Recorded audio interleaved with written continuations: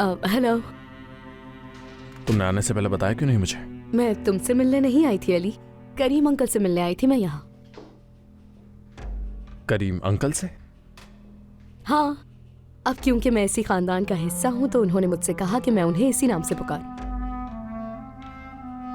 तुम्हारे लिए एक अच्छी खबर है, मुझे जॉब मिल गई है यहाँ।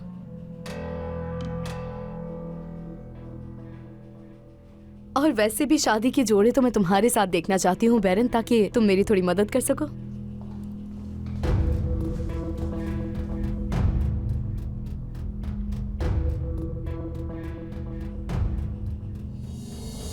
बैरन को अभी बहुत सारे जरूरी काम करने हैं सोना।